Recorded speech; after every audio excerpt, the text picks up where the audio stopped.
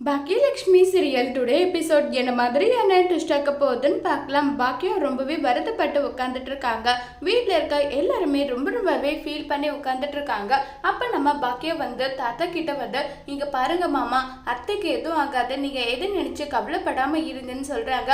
இப்போ தாத்தா ஈஸ்வரி நினைச்சு ரொம்பவே வருத்தப்பட்டு இருக்காங்க. அடுத்த நாள் கோர்ட்டுக்கு கிளம்பி போறாங்க. அப்ப தாத்தா ஈஸ்வரி இன்னுமே வரலையேன்னு சொல்லிட்டு ஒரு பக்கம் ரொம்பவே வருத்தப்பட்டு இருக்காங்க. அப்ப நம்ம செலின் கிட்ட சொல்றாங்க, நீ போயிட்டு தாத்தாவை உள்ள உட்கார வைடா காருக்குள்ளன்னு சொல்லிட்டு சொன்னது. அங்க செலியன் கூட்டிட்டு போறாங்க. அப்ப நம்ம ராதிகாவும் அவங்களுடைய அம்மா கமலமும் வராங்க. ரொம்பவே கோபத்துல நம்ம தாத்தா நீ எப்ப எங்க குடும்பத்தோட வாழ்க்கைக்குள்ள வந்தையோ அப்பத்துல இருந்து எங்க குடும்பத்தோட நிம்மதி சந்தோஷம் எல்லாமே போயிடுச்சுன்னு சொல்லிட்டு ரொம்பவே வருத்தப்பட்டு நின்றுட்டு இருக்காங்க தாத்தா.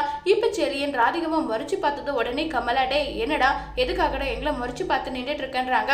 உடனே ராதிகா, அம்மா வாங்கம்மா போகலான்னு சொல்லிட்டு அவங்க அம்மாவை கூட்டிட்டு போறாங்க. நேரம் பாக்கிய கிட்ட போயிட்டு நிக்கிறாங்க. பாக்கியாவும் அவங்கள மறைச்சு பார்த்துட்டு இருக்காங்க. எழில் வந்ததும் எழில பார்த்துட்டு இருக்காங்க. கோபி யார் பக்கம் நிக்கிறதுன்னு தெரியாம ஒரு பக்கம் இருக்காங்க. உடனே கமலா சொல்றாங்க, இங்க பாரு ராதிகா, உன் புருஷன் நேரம் நம்ம பக்கம் நிக்காம இங்க போறதா அங்க போறதான்னு தெரியாம நின்றுட்டு இருக்கான்னு சொல்லிட்டு இருக்காங்க. உடனே கோபி போயிட்டு ஒரு ஓரமா நின்றுடுறாங்க. ஈஸ்வரிய போலீஸ் ஸ்டேஷன்ல இருந்து கோர்ட்டுக்கு கூட்டிட்டு வராங்க. கோர்ட்டுக்கு கூட்டிட்டு வந்ததும் தாத்தால இருந்து வீட்டுல இருக்க எல்லாருமே பதறி போறாங்க. அத்தன்னு சொல்லிட்டு பாக்கியா, தாத்தா ஒரு பக்கம் என்னங்க எனக்கு பயமா இருக்கு, ஈஸ்வரி நீ பயப்படாத, எதா இருந்தாலும் பாத்துக்கலாம் நல்லா பேசிட்டு இருக்காங்க. உடனே போலீஸ் எதா இருந்தாலும் கோர்ட்ல பேசிக்கங்கன்றாங்க. மேடம் ஒரு 5 நிமிஷம் கொடுங்க, என் அத்தை கிட்ட பேசிக்கிறேன். இல்ல அதெல்லாம் தர முடியாதுன்னு சொல்லிட்டு ரொம்பவே கோவமா சொன்னதும் அங்கிருந்து நம்ம ஈஸ்வரி கூட்டிட்டு போயிடுறாங்க. இப்ப எல்லாரும் ஒருத்தர் மாத்தி ஒருத்தர் கேள்வி கேட்க நம்ம ஈஸ்வரி எல்லா பதிலும் சொல்றாங்க. ராதிகாவுக்கோ கோபிக்கோ கல்யாணம் நடந்த விஷயத்துல ஈஸ்வரிக்கு சம்மந்தம் இல்லாத விஷயத்துல இருந்து குழந்தை உண்டான விஷயம் அது பிடிக்காம கலுக்கு சொல்லி சொன்னதுன்னு சொல்லிட்டு எல்லா விஷயமும் நம்ம ஈஸ்வரிக்கு எதிராகவே இருக்கிறாங்க.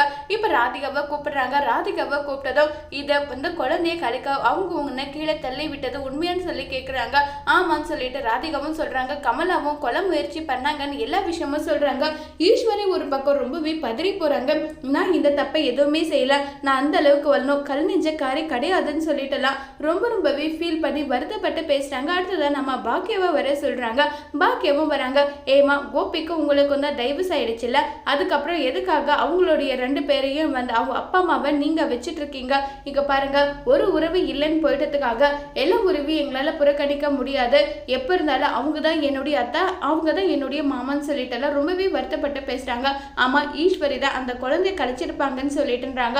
உடனே இங்க பாருங்க, நீங்க என்ன சொல்ல வரீங்கிறது எனக்கு புரியுது, ஆனா என் அத்தை அப்படி பண்றவங்க கிடையாது, என் அத்தை எப்படிப்பட்டவங்கன்றது எங்களுக்கு தெரியும், நீங்க அதை சொல்லாதீங்கன்னு சொல்லிட்டு ரொம்பவே கோவப்பட்டு பேசுறாங்க. இதுக்கு என்ன பதில் சொல்றதுன்னு தெரியாம ஈஸ்வரி ஒரு பக்கம் வருத்தப்பட்டு இருக்காங்க. ஈஸ்வரிக்கு எதிராக தீர்ப்பு வரப்போகுதா இல்ல ராதிகா இதை எப்படி சமாளிக்க போறாங்கிறத வரப்போற எபிசோட்ல வெயிட் பண்ணி பார்க்கலாம். தேங்க்யூ.